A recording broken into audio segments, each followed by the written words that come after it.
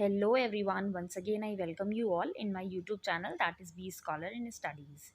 Hope everyone is doing well.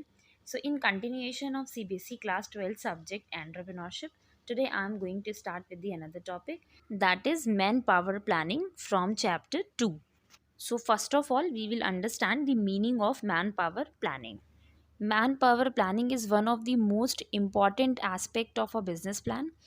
This is the sixth important element of business plan. इसके पहले मैंने production plan, operational plan, organisational plan, financial plan, ये सारे के सारे plan जो कि बिजनेस प्लान का सब पार्ट हैं, जिनको मैंने अपने प्रीवियस वीडियोज़ में एक्सप्लेन किया है, उनका लिंक मैं डिस्क्रिप्शन बॉक्स में दे दूँगी. You can visit those videos. So for today we will understand that man power planning क्या होता है एंड इसकी इम्पोर्टेंस क्या होती है for an entrepreneur. Man power planning is also known as human resource planning. Resources का मतलब मैंने पहले भी बताया हुआ है. For us as a human हमारे पास बहुत सारे रिसोर्सेज होते हैं. नेचुरल रिसोर्सेज होते हैं. नेचुरल रिसोर्सेज मीन्स जो भी सारी की सारी चीज़ें हमें free of cost nature gift करती है, like wood, minerals, edibles, fruits, food, जो भी नेचुरल आइटम्स हैं जो हम फ्री ऑफ कॉस्ट कंज्यूम करते हैं वो हमारे लिए नेचुरल रिसोर्सेज हैं. उसी तरीके से ह्यूमन रिसोर्स, जो भी एक ह्यूमन के अंदर स्किल्स होते हैं, जो भी एक ह्यूमन की नॉलेज होती है, स्किल होता है, एबिलिटी होता है, उसको हम लोग ह्यूमन रिसोर्स बोलते हैं. And human resource is also considered as a man power.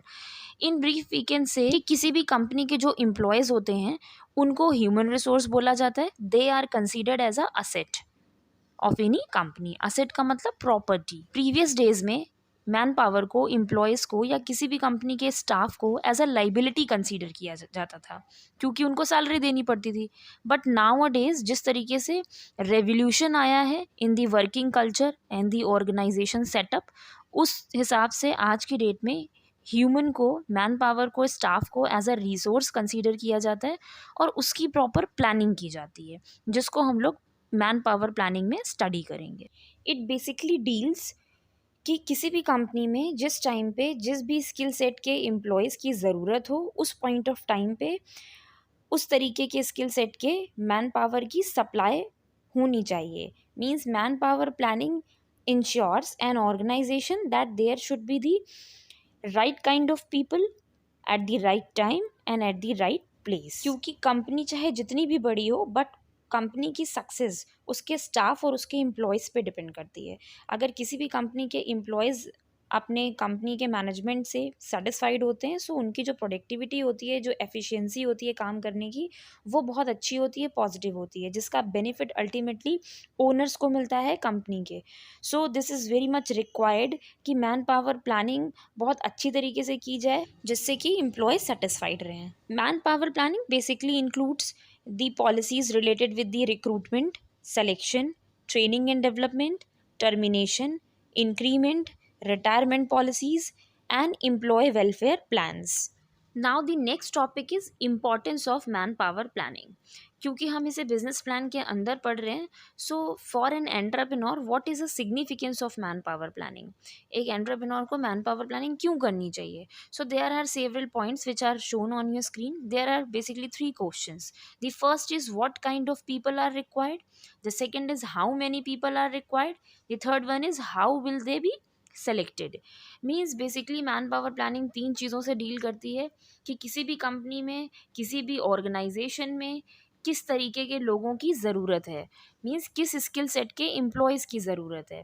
एक बेसिक हिरार्की होती है ऑर्गेनाइजेशन की, जो कि डिवाइडेड होती है थ्री पार्ट्स में: top level management, middle level management and lower level management. Top level management में basically owners and CEOs and MDs आते हैं. मिडिल लेवल मैनेजमेंट्स में मैनेजर्स काम करते हैं. एंड लोअर लेवल मैनेजमेंट में वर्कर्स एंड स्टाफ आता है, जो कि ultimately day to day functions को परफॉर्म करता है. सो जब भी हायरिंग होती है इन तीनों लेवल्स के एम्प्लॉयज़ के लिए, so there is a certain set of qualification, knowledge and skill is required. In short it is known as KSA, knowledge, skill and attitude. तो उसी हिसाब से इस तरीके के एम्प्लॉयज़ की हायरिंग होती है. The second thing is how many people are required. अब जो दूसरी चीज़ होती है before hiring of a staff in any company, that is कितने लोगों की ज़रूरत है. 20, 10, 50 और किस टाइम पे ज़रूरत है. मैन पावर प्लानिंग तभी एफिशिएंट मानी जाती है जब राइट टाइम पे उसी स्किल सेट की सप्लाई हो जिस स्किल सेट की एम्प्लॉयज़ की डिमांड हो in an organisation. Now the third question is how to arrange and how to procure the personals or the employees for a company. किस तरीके से employees को hire करना है, उनका recruitment करना है, selection करना है, so that they can perform their job wonderfully. तो इसके लिए हर एक organization अलग तरीके की प्लानिंग करता है कि उसे प्रिंट मीडिया के थ्रू, इलेक्ट्रॉनिक मीडिया के थ्रू किस तरीके से एडवर्टीजमेंट निकालना है, and then how they are suppose to conduct the interviews, कितने उसमें राउंड्स होंगे, and what package, salary package in the offering they will provide to the employees, so that they may remain satisfied with the company and their productivity also increases with the time passes. I hope this topic is clear to you. That's it from my side for today. If you like the video, so please show your love and support by liking the video, share it with your friends, and subscribe the channel. And in case of any query, feel free to write in the comment section below. Thank you.